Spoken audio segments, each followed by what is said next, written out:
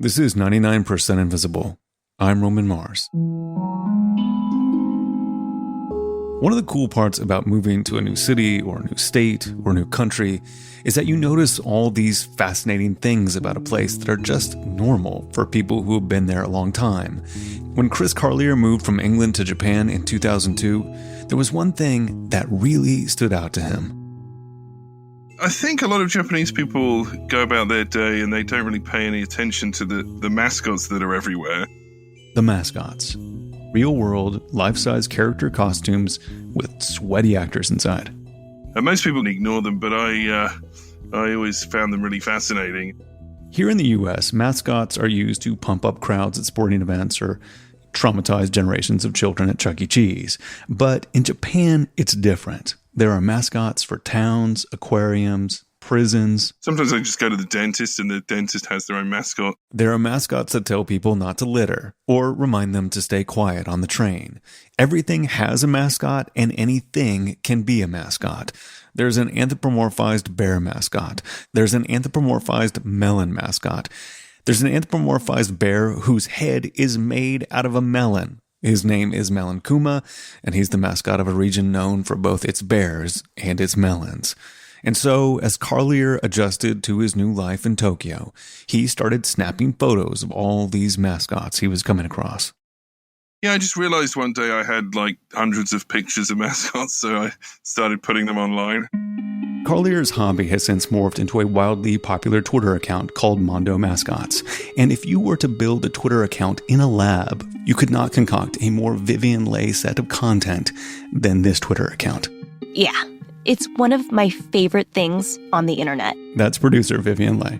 Twitter has been a roller coaster ride of emotions for the past few months, so it's a real treat to see a picture of a manatee with a pompadour made out of cabbage. Usually these costume mascots are out interacting with the world, waving at tourists and opening supermarkets, but like the rest of us, they recently had to spend a lot of time indoors in order to flatten the curve of the coronavirus. One mascot was making quarantine workout videos for people stuck at home. Another posted photo after photo of himself just staring blankly into space. But around mid-March, I saw something kind of odd and very meta happening on the Mondo Mascots Twitter. Some of the more well-known mascots were adding these similar new flourishes on top of the regular mascot costumes. They were all wearing long, flowing blue wigs and colorful fish scales. The mascots were dressing up as the same creature. I posted some mascots dressed as a kind of mermaid-type creature with long hair and 3 legs and a beak. It was a mythical character called Amabie, a 174-year-old monster that has recently become the unexpected hero of the COVID era in Japan. What's going on in this tweet here is that local mascots are now dressing up as Amabie as a form of cosplay, a form of meta cosplay. That's Matt Alt, a writer and translator based in Tokyo. Because there's obviously somebody in these costumes who's dressed up as the regional mascot who is now dressing up as Amabie. Does that make sense? No, not really. There's so many layers. It's like an onion. Just peel the layers back. Matt wrote about Amabie for The New Yorker and is also the co-author of a book called Yokai Attack, the Japanese Monster Survival Guide. I spoke with both him and his co-author, Hiroku Yoda, in order to peel back all of the oniony history layers of this Twitter moment. Matt and Hiroku explained to me that Amabie is a creature from Japanese folklore, what's called a yokai.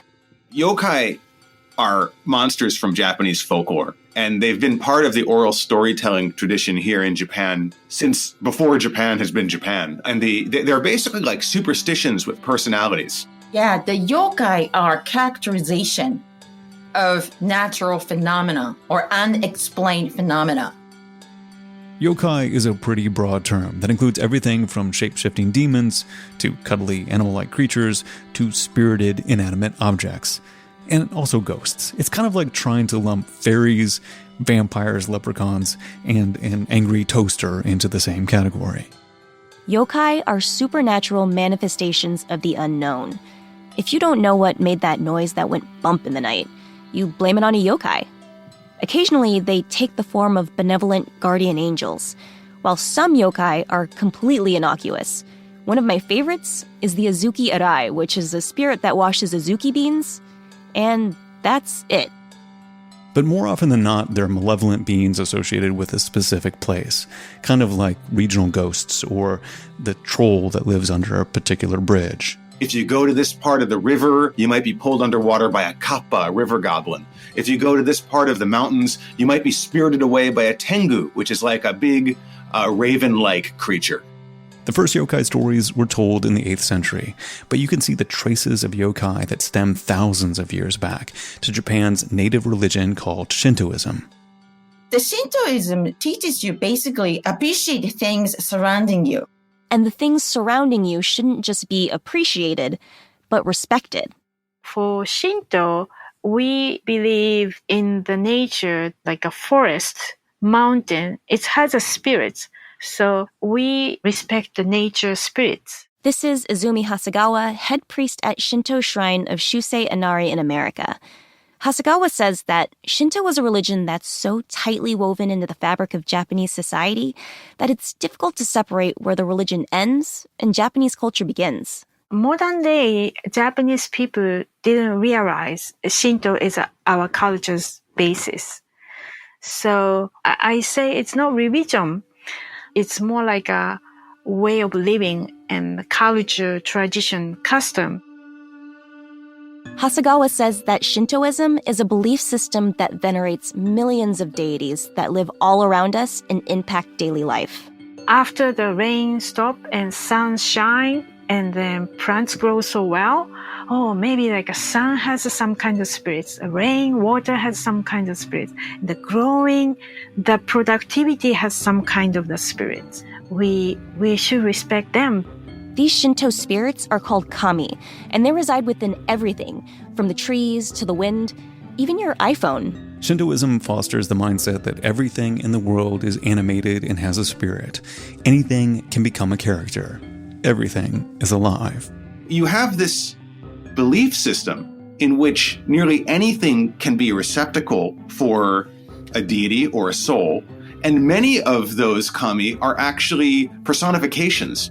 That worldview, that belief system of polytheism and animism is the soil from which yokai emerged. In the beginning, tales of spirit monsters varied drastically from region to region and were passed on as verbal stories with no real visual form attached.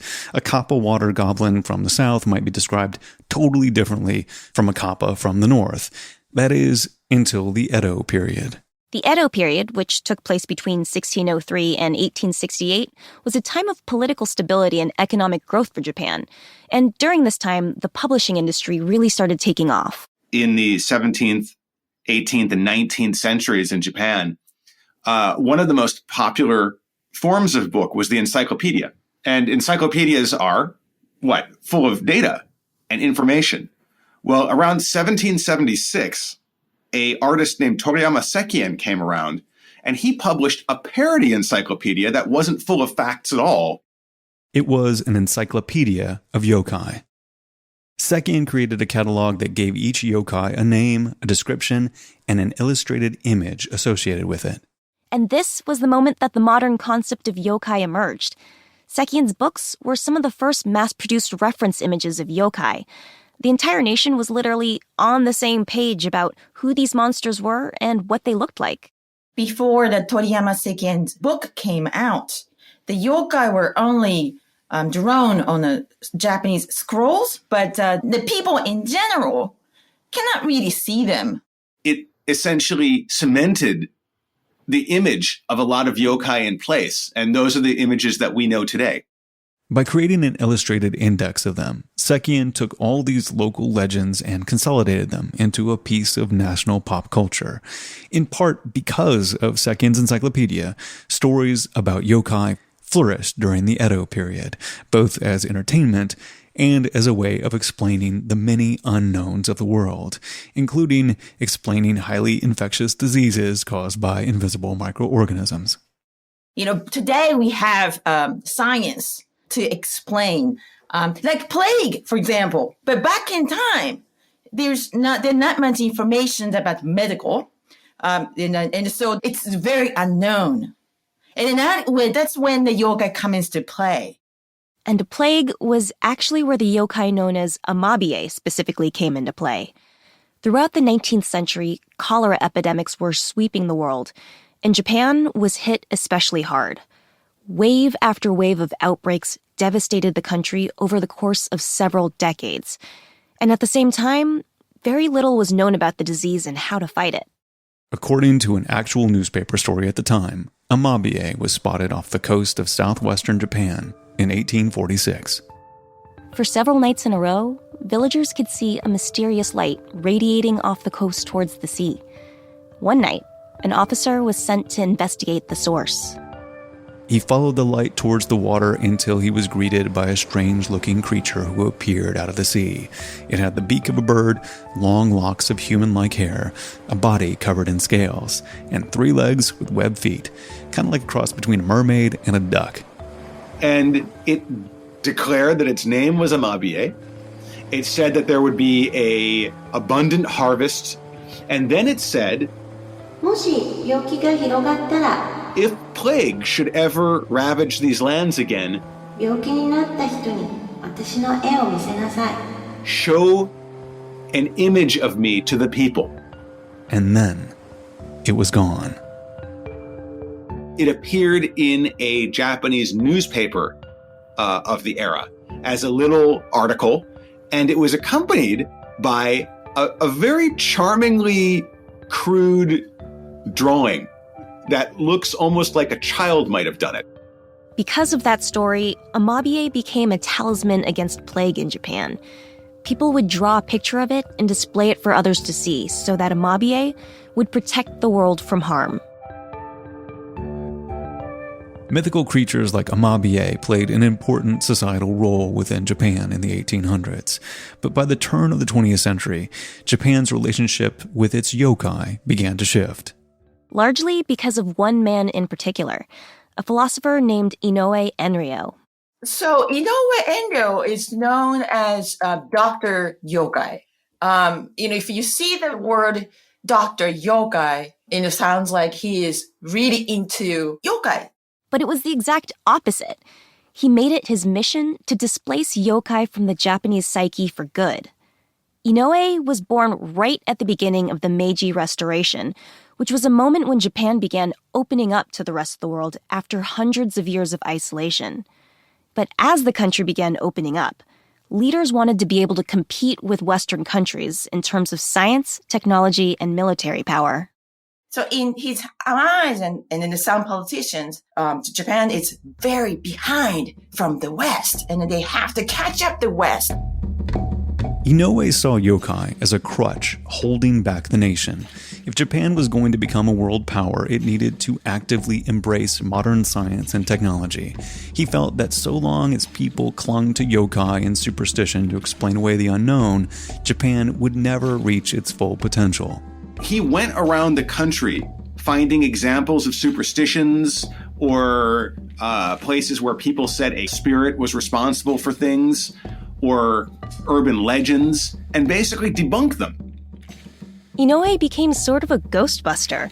He created his own area of research called Yokai Gaku, or yokai studies, and would basically go from town to town being that one guy at magic shows, pointing out all the trapdoors and mirrors in the illusions. He used scientific experimentation to explain away the natural phenomena that yokai were previously attributed to. But it didn't just stop at yokai. A lot of local customs and traditions were quashed during this time. I think that movement went too far. Our local beliefs are totally killed by the modernization. The local deities, the Buddhist deities, and small temples are shut down. Inoue wasn't necessarily some crotchety old hater of all things wondrous. If anything, he was fascinated by the great mysteries of life, what he called the true mysteries. They were the universal conundrums that we may never find an answer to, like what happens to us when we die or what's the meaning of life. But he was a Buddhist and a scholar, and he just didn't think that monsters fell into that category. He didn't deny all possibility of mystery. This is Michael Dillon Foster, professor of Japanese and Japanese folklore at UC Davis. He was basically saying that most of the mysteries that we see, most of the yokai can be explained away, but there are those that can't be explained away, and those are what we have to find. He tried to come up with solutions or some kind of answers for unexplainable things. Like Mulder, X-File, like truth is out there. You know what I mean? He's trying to find it. But because of Inoue and his work, people became less and less interested in stories of yokai. They were no longer needed to understand the world. But they didn't completely disappear, because they provided something that modern science couldn't. Yokai filled a different, more psychological need for comfort. There's an expression in Japanese, 半信半疑 which is translated as half belief, half doubt. And I think that's how, in our sort of daily interactions with so many things in the world, we actually approach them. People think of a yokai, a monster, or creature, a supernatural explanation of something, as being irrational in some ways. But I think we have to sort of turn that around and realize that it really is a very rational way to think about things. Sometimes a ghost story can make the unknown feel less chaotic. Imagining that it's a monster, putting a form and a face and sometimes a name and various attributes to something gives you a sense of control over it. And even though Inoue earned the reputation as a yokai killer, it's actually thanks to him that we know as much as we do about yokai. Inoue was an incredibly thorough researcher and kept meticulous notes. His work has been really helpful for people who study folklore. Even though he's famous for a debunker, I guess, of the paranormal activities, but because he left so much data to look for the absolute truth, his data is very useful for a folklorist today.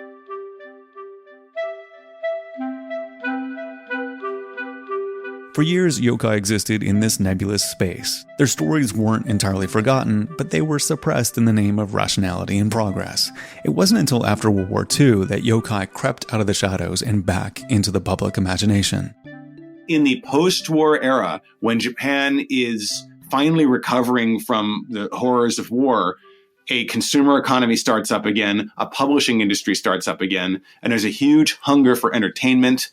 Manga, comic books, cheap comic books become one of the main forms of entertainment. And just as it took basically one man to exorcise yokai from Japan's collective consciousness, it only took one man to revive them. An artist, actually.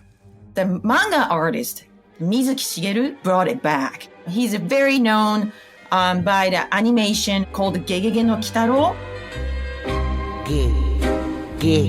In the 1950s, an artist and animator named Mizuki Shigeru released a manga that was adapted into a popular animation series called Gegege no Kitaro. It's charming, in a deeply unsettling way that will haunt your dreams. The story centers on a one-eyed ghost boy named Kitaro, who keeps the peace between the world of yokai and the world of mortals. Mizuki was also a folklorist, and he used this series as a platform to propel yokai back into the Japanese mainstream.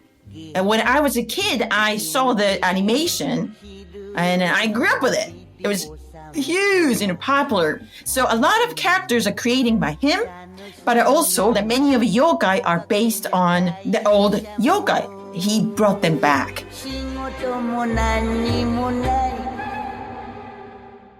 Since Mizuki's reintroduction, yokai have been a constant presence in Japanese pop culture. There's been reboot after reboot of Kitaro over the decades, as well as incredibly popular games like Yokai Watch, which is introducing newer generations to yokai. And these monsters are all over the cultural exports that we Americans flip out over.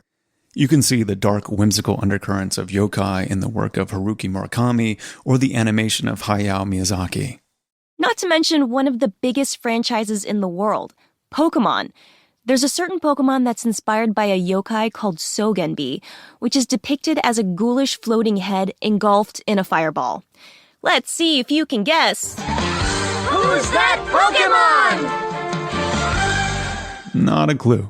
Come on, Roman. It's Ghastly! Ghastly! Mizuki Shigeru, the man who revived yokai in the 20th century, was concerned about whether yokai could survive in modern society. They're products of an older era, one that relied on faith and superstition rather than science and technology. In an interview before his death, Mizuki says that in the bright lights of modern Japan, yokai can't flourish like they once did. Not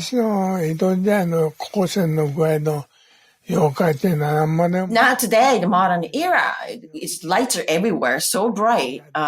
You can see everything. He's saying that modernization make yokai, quote unquote, difficult to live. But despite the bright lights and modernization, yokai are still thriving. I don't think yokai ever go away. Foster says that yokai have been a part of popular imagination and will remain a part of popular imagination in one form or another. The need for explaining mystery never disappears. Once we scientifically explain it, it just moves on to something further along, something deeper, and there's still that mystery needing to be explained. So, in other words, yokai themselves will never go away. They may not take the same form or address the same fears as they did hundreds of years ago, but yokai will always adapt to inhabit the world around them. And you can see this in the character culture of Japan. A lot of times foreigners come here and they see this and they're just blown away by the sheer amount of super cute characters running around on the streets of Japan in the forms of illustrations and signs and things like that. And they mistake it for it being kind of infantile or childish. But in reality, the roots of that character and mascot culture can be found in the yokai, who are sort of mascots for a bygone era. Which brings us back to that plague-fighting Edo period mascot, Amabie. Until recently, Amabie was actually not a well-known yokai in Japan. But then suddenly, in late February, just as COVID-19 was starting to sweep the world in earnest, a Japanese artist on Twitter kind of resurrected Amabie. And he posted an image of the original newspaper article, and then he posted an illustration that he had made of Amabie saying, "Amabie, I'm following what you said. I'm sharing your image. I hope this helps." Thousands of people on Twitter from all over the world started posting their own renditions of Amabie with the hashtag Amabie Challenge. I've seen hand-drawn sketches of Amabie, watercolors of Amabie, wildly inappropriate humanoid female forms of Amabie, all with the same luxurious flowing locks, scales, and 3 legs. One thing that we can do is latch onto this idea of the Amabie as a kind of counterattack to the virus. Here's Foster again.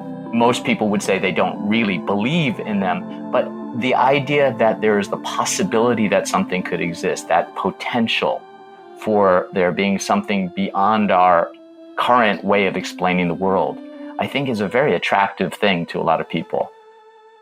If you're facing something unknown or something that you don't understand or something uncontrollable, it's chaos.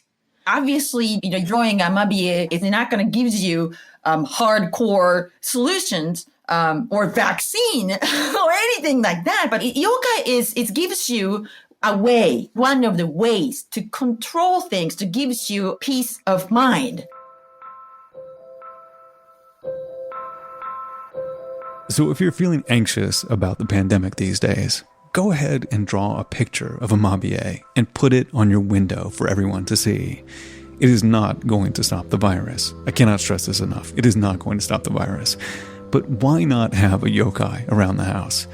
You might just feel a little bit better. What also might make you feel better and would make the whole world better is if you wore a mask. I also can't stress this enough. Wear a mask. Draw Amabie on it if you want to, but wear a mask. Thanks.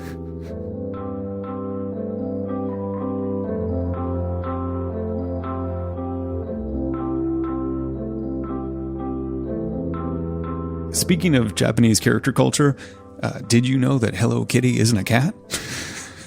I certainly didn't. Vivian comes back to explain that after this.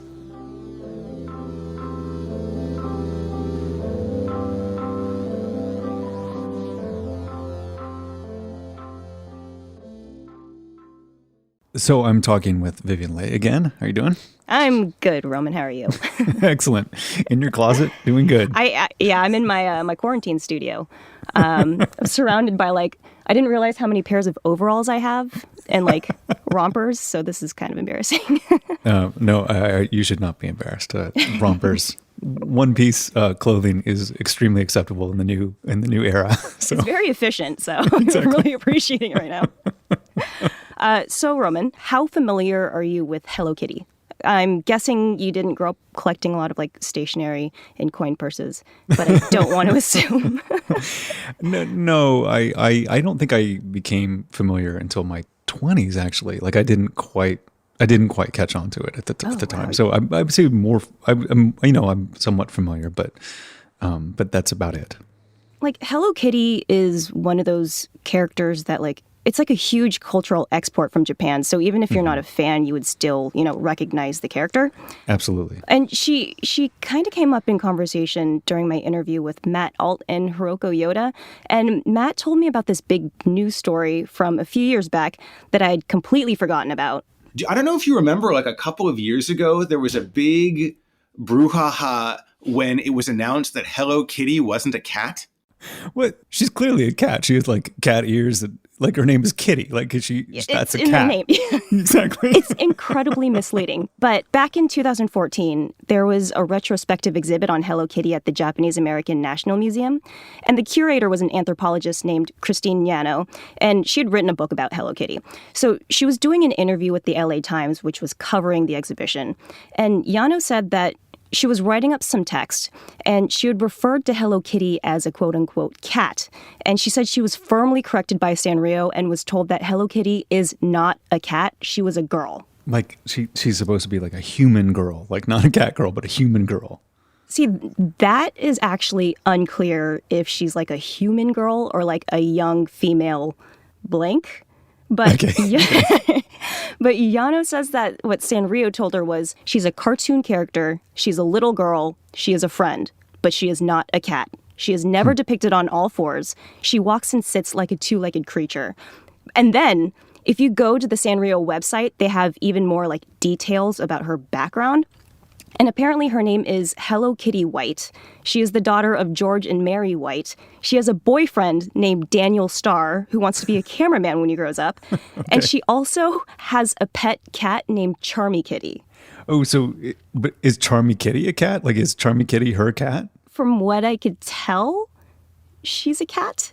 Even though she looks exactly like Hello Kitty, but she walks on all fours. So I guess technically she's a cat.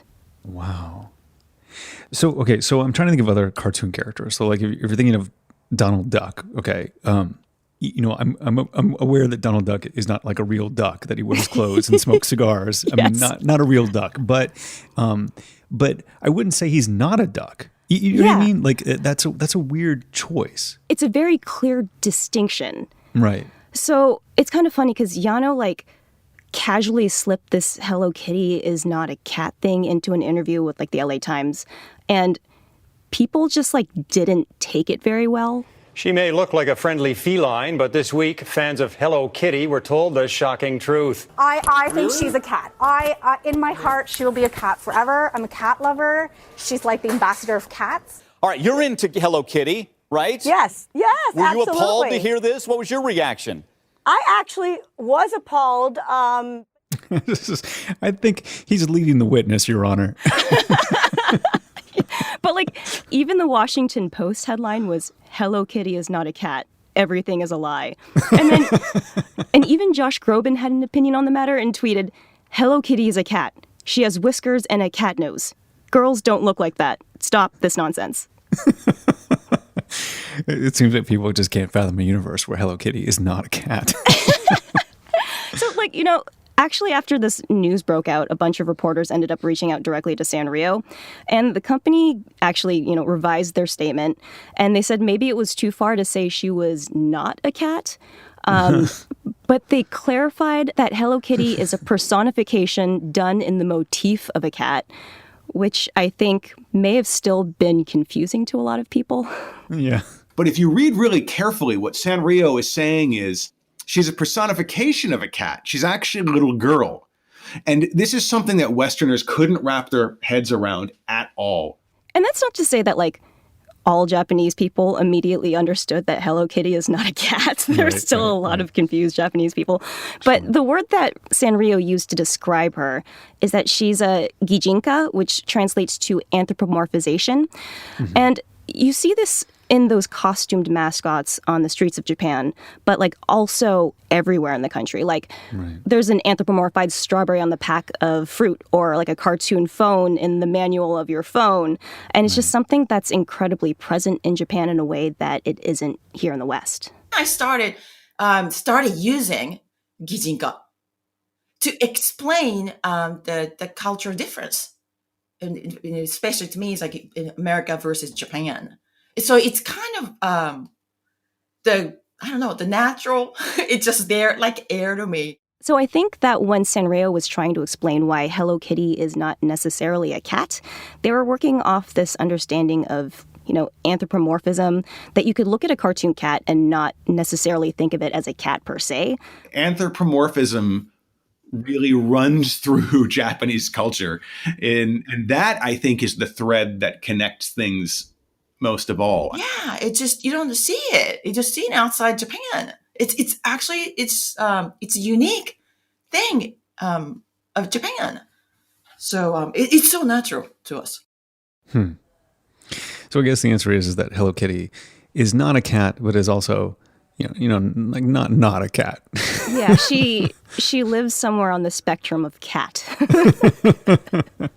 But you're a fan of the mountain goats, right? Yeah, sure. Yeah. So if you're like confused, you could just take a cue from them, because they tweeted, "Hello Kitty is not a cat. Hello Kitty is a god. You exist only at Hello Kitty's pleasure. Crawl like drugged roaches before her splendor."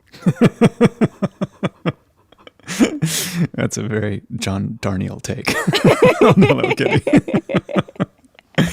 Oh, that's so good. Well, I feel like I understand this a whole lot more in some way. But also like a lot less. Yeah, exactly. You could say that I both understand it and don't understand it. Thanks a lot, Vivian. Thank you. 99% Invisible was produced this week by Vivian Leigh. Mix and tech production by Bryson Barnes and Sharif Yusuf. Music by Sean Real. Katie Mingle is our senior producer. Kirk Kolstad is the digital director. The rest of the team is senior editor Delaney Hall, Emmett Fitzgerald, Joe Rosenberg, Chris Berube, Sophia Klatzker, and me, Roman Mars. A special thanks to Miho Gallagher. Matt Alt has a new book out right now, and I mean literally as I'm recording this and we're releasing this episode, it comes out today. It's called Pure Invention: How Japanese Pop Culture Conquered the World. If you're interested in reading more about Hello Kitty and Pokemon, if you're a regular Vivian Leigh, you should check it out. This episode is supported by the Bogri Foundation, based in London, UK, and led by 3 generations of the Bogri family. The team and trustees share a spirit of curiosity. Through a diverse arts and culture program, the foundation celebrates extraordinary talent from across Asia, encouraging artistic dialogue between both traditional and contemporary disciplines. Learn more at bogrifoundation.org. We are a project of 91.7 KALW in San Francisco and produced on Radio Row, which is now distributed in multiple locations across North America, but in our hearts will always be in beautiful downtown Oakland, California. We're a proud member of Radiotopia from PRX, a fiercely independent collective of the most innovative, listener-supported, 100% artist-owned podcasts in the world. Find them all at radiotopia.fm. You can tweet at me at Roman Mars and the show at 99pi.org or on Instagram and Reddit too. But our true home on the open internet is 99pi.org.